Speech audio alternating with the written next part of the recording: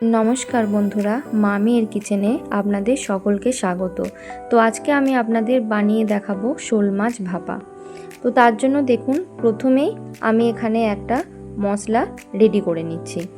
এই যে হাফ চামচের মতো গোটা জিরে, 1 চামচ গোটা ধনে, একটা শুকনো লঙ্কা, 1 চামচ কালো সর্ষে,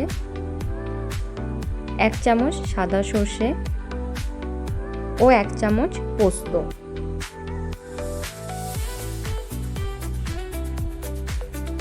এদিকে একটু আদা পরিমাণ মতো ও কাঁচা পাকা লঙ্কা, সব কিছু একসাথে এটা আমি পেস্ট রেডি করে নেব। দেখুন আমার পেস্ট রেডি হয়ে গেছে।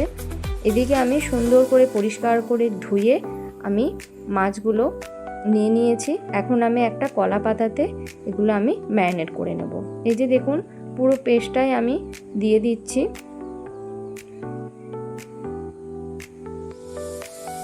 তারপর দিয়ে দিলাম পরিমাণ মতো হলুদ, পরিমাণ মতো নুন।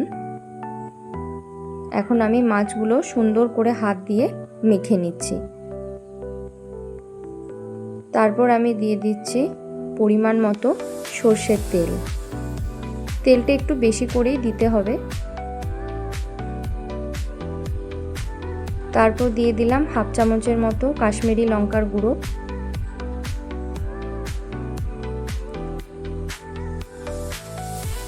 টেস্টটাকে ব্যালেন্স করার জন্য এখানে আমি একটু চিনি দিয়ে দিলাম। তারপর এখানে আমি ফেটানো টক দই দিয়ে দিলাম।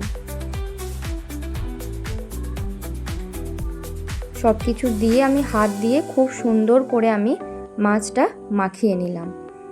তারপরে দেখুন এখানে আমি একটা টিফিন কৌটো নিয়ে নিয়েছি।